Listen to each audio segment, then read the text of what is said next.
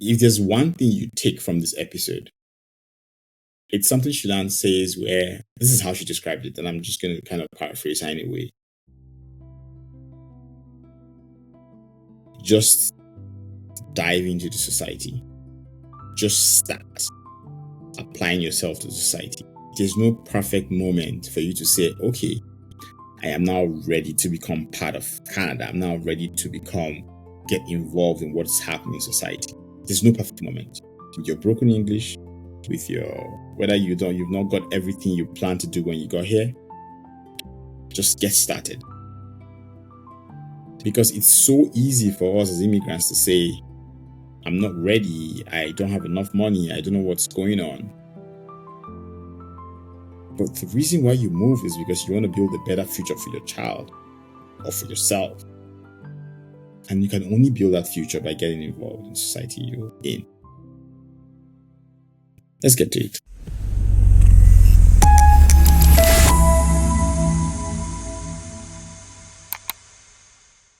The one thing about immigration or being an immigrant is the fact that because, and I think you mentioned this in the pre-show, cultural differences means that it's so easy to be misunderstood. Like you say one thing and someone thinks it's another thing.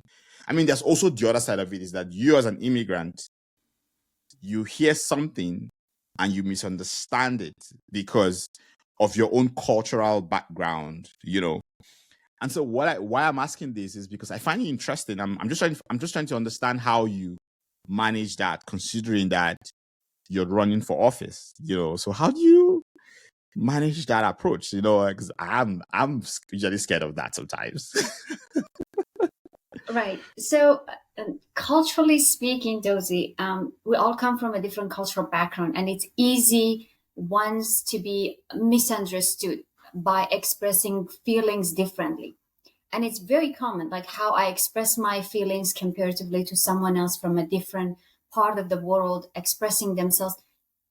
And the issue here is that we often either pause because we don't know how to deal with that expression, or we misinterpret it differently. So how can we work on that is by understanding other cultures. It's just by getting involved in the society and learn about other cultures and how they observe and what are the thought processes, right? Taking things out of the context and interpret it differently is common. We as human beings, we relate to what we understand best. So running for the office it's a long journey that comes with a years of experience and learning process for me to understand different cultures.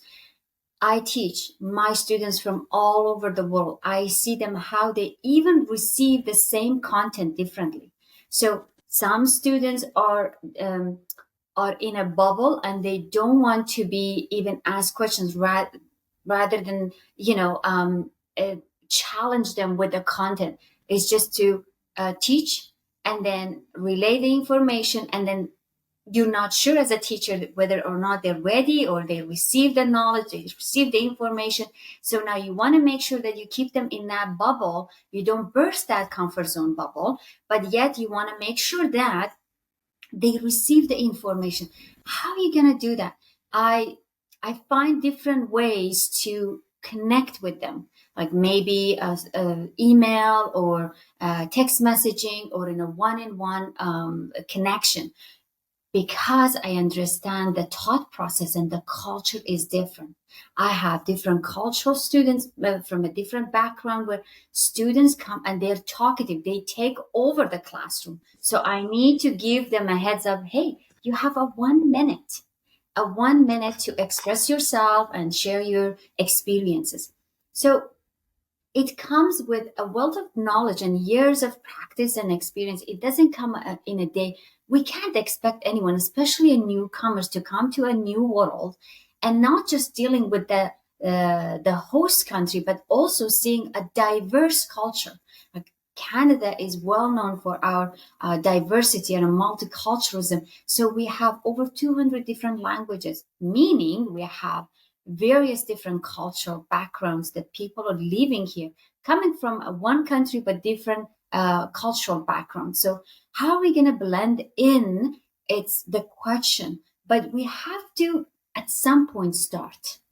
We have to start, or we will be misunderstood and we will misunderstand them. So the first thing that I tell everyone is that when you come to Canada, I'm not asking you to drop everything, all your values, all your heritage, but be open-minded, be open to the new culture. So it's an exciting journey. It's a room for opportunity to know others, to know the other cultural differences. Give them the room. It's a safe environment to get to know everyone. So as if you travel without any cost and just the classmate next to you in one classroom setting, you get to know 10 different cultures. It's fascinating. It's fascinating. You can talk about and challenge them that what are the thought processes? How do you express yourself? What does this mean when you give a stare, when you take away your eyes? What does it mean to you? So my take on here is that start practicing, be open, let the other cultures get to know you and then get to know them. I find that interesting, and I think it's absolutely true. But I was going to ask on following up on that. So if you've been here 20 years plus now, if I remember correctly, when you think about all that journey and who you've become, and the fact that we're so multicultural as a country and also multi-value, which is an interesting conversation one can have. But like, who's Shilan right now? Like, if you think of your identity, like, who's Shilan right now? I identify myself as a Kurdish Canadian woman who is proud to be Canadian and serving my country as Canadian, right? So now it's a puzzle that comes up, Okay, but how about your heritage? How about your home country? Yes, I love my home country. I enjoy my values that I brought with myself. I still have these values and I still try to pass on my values and my heritage to my daughter.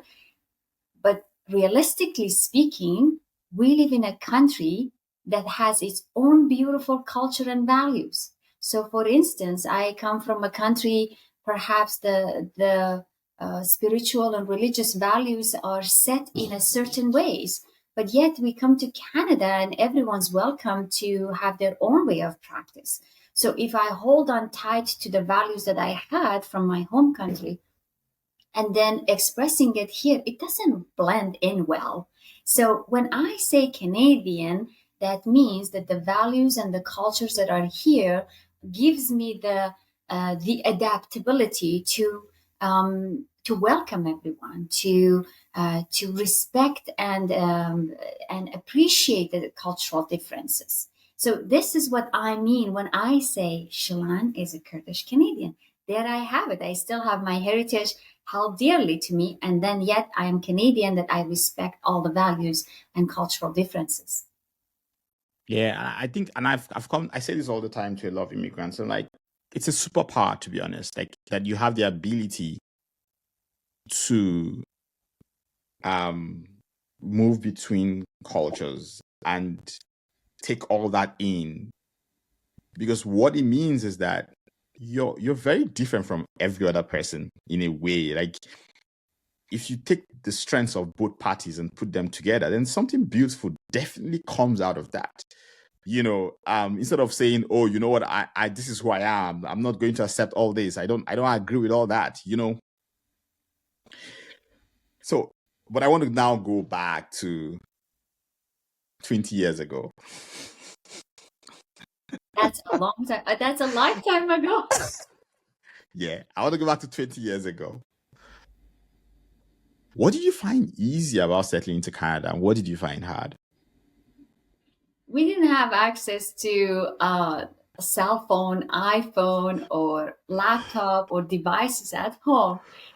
I come from a very small town where We didn't even have an apartment, like the fourth floor apartment. We didn't have escalators. We didn't have elevators. There was nothing to rise up in our town. Everything was, it was a small town. So my first experience taking the escalator and the dizziness and it was my very first thing. And I remember it to this day. Then I had to figure out the map, right? The map was a booklet. So we had Yes. So we had to buy the map from gas stations. Now, you want to get, let's say, a map of city of Burnaby, and that particular gas station doesn't have it. So we had to go gas stations or libraries to make sure that they have the map. And it's new, it's current, it's been printed last year or this year. Then we had the yellow pages, like they were this big, thick. And then they had the white pages. We had to know the differences between the yellow pages and the white pages. Okay. Now we had to flip the pages and see, find the address, find the person. We had to call and see. Sometimes they would move, and sometimes it was a wrong number. How can we reach out to them? It was an interesting experience, and we didn't have I personally didn't have a large network to reach out to and ask for information. Then now there is a language barrier. So you go to library, you go to communities to get the information, and then it's difficult to express what you want or what you're looking for, right? So that language barrier is there, and the hesitation of making error or mistake, it was also there. So from time to time, I would find myself sitting and like thinking about how to say it, what to say, what I'm looking for. I'm looking for a new apartment within my budget. I'm looking for a place, a neighborhood that it's safe, somewhere that is convenient. I had to prepare myself for every conversation that I had prior to approaching someone. And it was a big challenge because we didn't have internet. We didn't have the Google at that time, right? We didn't have YouTube to give us others' experiences or to watch others' experiences. Everything was crispy fresh, right? So blending to our community, defaulted to our community was one thing, one experience. But here's the thing. Was the community facing and experiencing the same thing? Were they the same people also with the same challenges? Often they were, often the same, right? So like now, how do you expand that network? How do you establish that network of support, having you, backing you up with all the pieces of puzzles? Well, I survived. I survived, but it was a heck of a journey. You know, sometimes, like, I think I said this in one of the introductions. I underestimate, and I think it maybe a lot of immigrants do that. People like me who come from English-speaking countries, we underestimate the power of language, because language instantly, yes, we still struggle, but language allows you to communicate, which allows you somehow find your way through the world much easier than someone who has to, first of all, start processing in their heads, okay, how do I say this? I have someone who said to me, she was from Ukraine earlier. She said that she would freeze because she didn't know what to say. So she would freeze. She just froze and didn't move. And I was just like, gosh, like, I mean, things are much easier now. Like you say, there's YouTube, there's podcasts like mine, and a ton of others out there who are doing amazing things. There are communities, there are networks, there are organizations who help immigrants find their way and all that. There's the internet for you to connect with people who are like you, but still, I still feel like even if you had that now, and you're still struggling with the language, you still battle with that thing where just how do you even get your point across to the next person and say, I need X or I need Y? Like, so I mean, it's amazing when I see people like you. I have to say this, like, I really, really appreciate people like you who've gone through that journey and they're here talking and confident, and because some people just give up and literally just go into their shells and never really come out of that. Some people just stay in there, or some people carry that trauma for the rest of their lives because literally every single time they second guess themselves, because at some point in their life they were because immigration is like a shock. You literally move and then you get shocked every single day with all the things that you're facing. Some people don't really come out of it. The experience that that individual mentioned is, it feels like a trap. It feels like sinking in a deep water and unable to come out of it. So often it develops anxieties, it develops panic attacks, and I've seen that. And I've seen that in people, newcomers, that they feel trapped in their own body because they can't express themselves. So, and that creates a trauma eventually, that they don't want to come out of it. So that feeling, in various occasions, develops a sensation that even when it's a right time, even when they have professed their English, they're unwilling to come out of it because they still taste that feeling. They still taste it and they don't want to experience it again. Now, I see people educated themselves, they studied here, they have good job, but when it comes to the point where that they have to express themselves, they fall back into that caging. That's something to look into.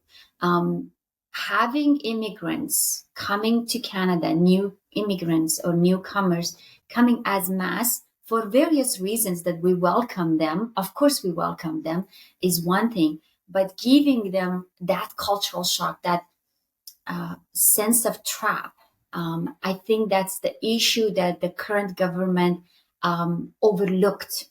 That you bring these people here, they need support. English is one of them, or we have to have them prep in advance. Giving them one of the mandates should be the English, right? So if we don't have that, then here they come and then they experience such a thing. But then we have unique experience, like it's a war zone, and then we have to bring everyone as quickly as possible. That's a different matter altogether, and I understand that the urgency of having them here. But then when we give, I don't want to go political here, but then when we overlook the part that they need to have certain criteria to arrive here, often I see that it's been overlooked. I work with immigrants, I work with newcomers, I work with international students, and on daily basis, I see that. I see that. Yeah, it's such a it's such an interesting thing. Honestly, it's interesting to be honest. Like that's the best I can say. Like you said, like it's a very sensitive topic and it can be misconstrued in many ways. But like, there's something to be said about just prepping people for the move, either before they arrive or when they arrive. Like just that prep, because if you don't handle it well enough, then all the benefits you expect to get from the immigrant is lost, because literally instead you have someone who's less confident, who doesn't believe in themselves. And then all the purported benefits of bringing in new people into your country who come in and work and pay taxes and contribute to the country, you lose all of them because those people are still struggling to even find their way and understand who they are and how they can give back to the society. I'd like to point out here, Dosi, that Canada is built based on immigrants. We need immigrants. We need immigration. We need people here. And that's the fact, right? So there is a logic, there is a science behind of however many immigrants we need to bring in. But then the thing is, as you pointed out, these immigrants coming here to have a job, pay taxes, and they look for a better future for themselves and for their family, right? So the brighter future is there, promised to these newcomers. And then government, on the other hand, say, we need immigrants because we need people to push the economy forward. And here, there is something that is miscalculated or hasn't been measured well enough. And is that when you don't give them the basis to prep them for the job that they're supposed to do and the future that they are expecting to have here, then we come to a whole new different a dynamic that we are in now. We're in it now. We have people way back to 10 years ago, way back to 5 years ago, way back to 2 years ago. And they're struggling. They're struggling. And I'm not pointing out, and I'm not saying everybody, but a lot. Yesterday, I sent out one email asking for a group of people hired for campaigning. Believe it or not, over 100 people emailed us willing to work. 100 people for one simple campaign, right? So now the reality hit, like all these people that I know, at least the most of them that I know, they have a background, they have they have experience, they have credentials, they came here and they're ready to work. But why are they on their phone eagerly waiting to have that immediate job? It tells something that we were not ready to welcome them. We don't have enough facilities for them, right? That's the government part. And then us as an immigrant, as newcomers, we come with expectations from that government, right? The expectations that it comes to a shock and a failure from both sides, because again, these two don't meet. They don't come eye to eye, right? Well, I brought you to a safer country, now figure it out. I don't think that's fair, right? But then you come here with an expectation that the government holds your hand for 5-10 years, sometimes unreasonable, but depending on the situation. And then again, we have unique cases. We have countries that we have to urgently bring them in. And I'm not talking about those cases. I'm talking about the immigrants as a generally speaking. And that would be work permits, international students, PRs, family sponsorship, you name it, all of them. I put them as one package. Where do we stand? Right? So where is that lack of communication or transparency? I see there is a lack of transparency. But how are we going to tie the knots between the government and the newcomers? Somebody has to take that responsibility and say, hey, as an immigrant, I'm an immigrant. I come from that background with the cultural shocks and the issues that I had. It doesn't matter that back then I had to deal with payphones and the yellow pages and white pages. Similarly, the feeling is the same.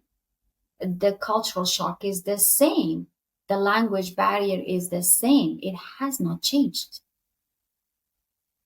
Right? Yeah.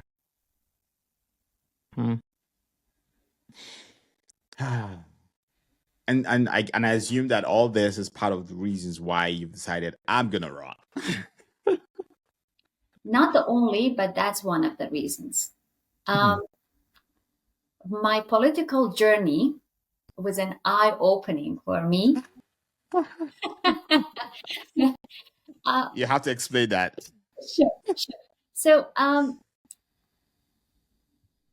started with my network.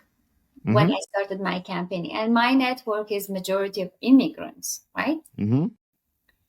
So guess what's the first answer I received?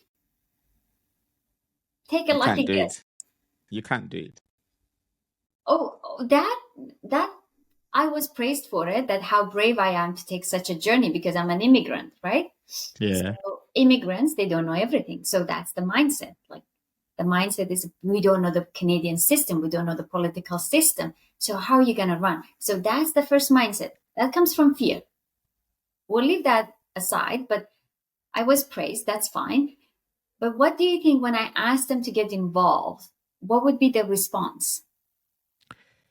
I would almost think that the response would be like, we don't have money we don't have time, we don't have money, we're still trying to find our way in society. I mean, I suspect because that's the first thing that came to my head when you asked that question. I don't know Canadian system was the answer. I'm not political.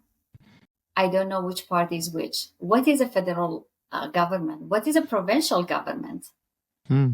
How does it work? Who's in charge of what? Where's your tax money go? I don't know. Do you know how it's been spent? No. Are you struggling with your daily life? Yes. The cost of living is high? Yes. Have you ever thought that maybe you have a voice to change that? But isn't it the government's job? Yes, the government is the public servant, meaning they are sitting in that office to serve you. Are you happy here? No. Are you struggling with finding a job? Yes. Are you happy the way that you're raising your children? No. Do you think things are worse than when just a few years ago? Yes. Do you feel unsafe taking the bus at night? Yes. Have you noticed that the crime is increasing? Yes. Okay. Do you know that you can change that? But how? So it's beyond imagination that am I this powerful? Am I this capable? My voice is heard is the question. So empowering people that you are as Canadians, you have to put the government held accountable for what they promised to do. So when you came here, what did you think that's going to happen? Okay, I'm talking about a developing country. I'm talking about a third world country, maybe that is common that the government do whatever they do without involving the people. It's pretty common. Okay, but here you are, and you can voice your concern. And I'm not saying rebel or fight or protest. No, voice yourself. Say, I live in this community and I don't feel safe anymore. My child goes to this school and I'm not happy with the educational system. I pay too much tax. I can't afford carbon tax. I brought all my savings from my country. Now I don't want to pay capital gain tax on my investment. This is my retirement. Have you thought about all of that? Then they pause. So it has been an educational journey for me, Interesting. reminding them that how capable and powerful they are in this country. Right? So this is where I see that, yes, they've been here for whatever long in Canada, but they formed separately. They're not two different entities. We have the society, we have the immigrants, we have the people, and then we have the government. And the past 9, 10 years, these two entities are functioning separately. There is a disconnection between these two, and it's separating over and over because they're afraid to speak up. I feel safe. They're thankful Canada took them because they see the struggle from the home country. Okay, I have freedom, right? I can wear whatever I want. I can go wherever I want to go. No one's asking me. So that should be it. No, that's not it. So there is more to it, and you can benefit from it. You build this country. When you say, I come to this country for a brighter future, that brighter future, you are responsible for it. because your children, your neighbors are going to take over this government at some point in the future. But something in the future that you have to roll up your sleeve and build. That's what this country needs immigrants, because we need people, segments by segments, take over responsibilities. There is no magical people. There is no people that are magically trained in a box or in a closet and take over these positions. Who's going to take over the citizenship department? Who's going to take over the passport process? Who's going to take over the law enforcement? Who's going to be the next judge? Us, people of this society. But okay, my children, but you're building a future that you're disconnected from your child. You need to tag along with your child too, because at some point you can take these opportunities as well.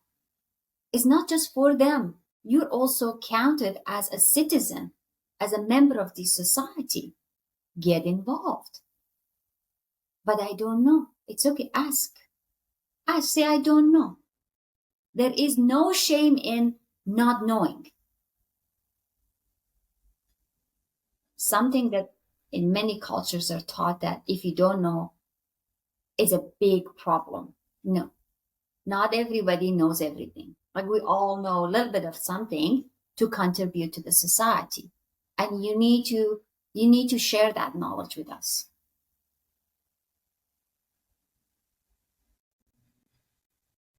I am almost tempted to end this interview here because I don't want to add anything else, honestly. Because you hit so many right points, or so many good points. Like the idea that there's no magical someone somewhere who's going to build the society you want. And while you were talking, I had this counter thought in my head to say to you that, oh, but we come here and we're still caught up with trying to survive and all, we're carrying trauma and all that. But maybe that's just an excuse we're giving ourselves internally and saying, I need to get a job, I need to work, I need to make money, I need to save money for my kids' school. I don't have time to think about what's happening with the government and all that.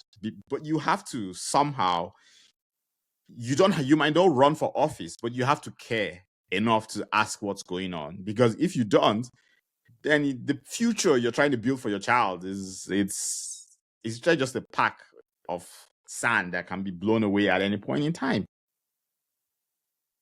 It catches you, right? But that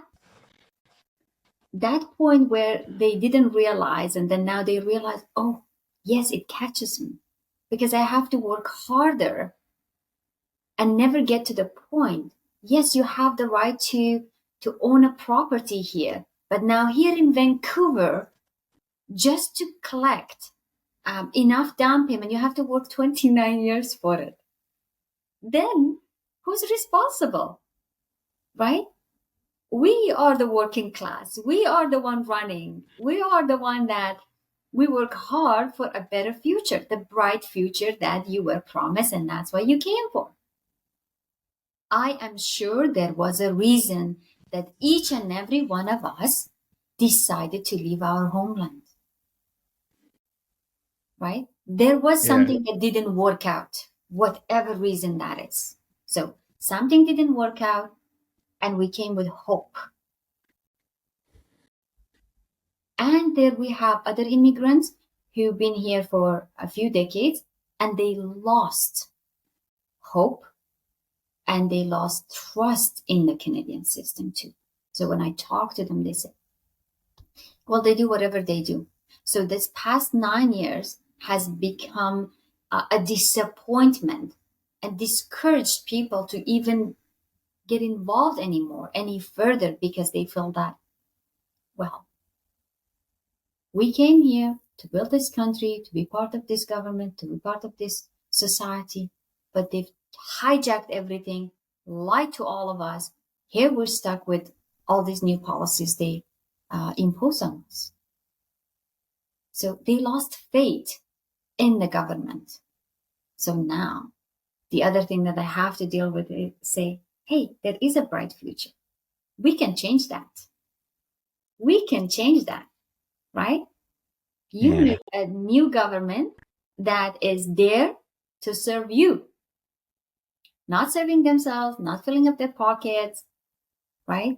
And people coming from a dictatorship countries, they have experienced it and they know the traces of dictatorship. So when government does everything on their own and then disregards the people's demand, this is the beginning of the trace there. If we don't stop this government now, right?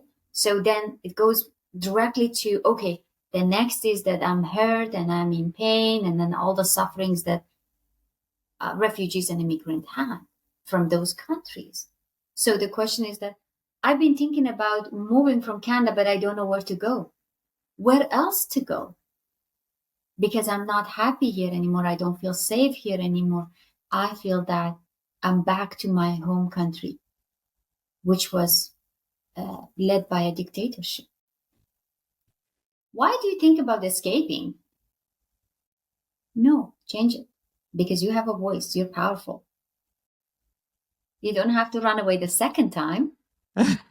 You just have to choose the right candidate to be your voice, to make the difference.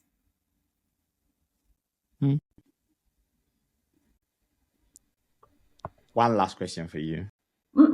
Okay. If you could give one advice to newcomers, what would that be? Like something that they don't forget. Short, quick, sweet. Like one advice, one thing to newcomers. What would that be? There is no perfect moment that you are ready to dive in. So dive in now. Just dive into the society. Don't wait until you're perfect and then dive in. Big mistake. There is no perfection. Just dive in. Blend into the society. Poke, ask questions, be curious. Wander around. Don't stay in your bubble. It's okay if you have a broken English. It's okay if you don't know where to go. It's okay if you're lost, you take 5 different buses to get back to point zero. It's fine. You'll learn eventually. It's okay to say, I don't know. No one judges you. That's the beauty of this country. Thank you. Thank you so much. Thank you, honestly. This has been good. It's always a joy chatting with you, Dozy. It's amazing. I find that you're all attentive and you pay attention and you want to go to the next question, but you leave it at that. Is Shilan, for next podcast, for next interview. Honestly, thank you so much. Gosh, thank you. This was a good one. Honestly, it was a really good one. We did get a bit political, I think, but I guess life is political, I guess. So yeah. Again, as always, please share, follow us on Substack, YouTube, our podcast, Spotify. Anywhere you get your podcast, just find the Newcomers and you'll find us. You see me talking. You see my yellow face talking. If you know someone who might find this useful, please send this to them. If you know someone I should talk to, send them my way. And with that, peace out.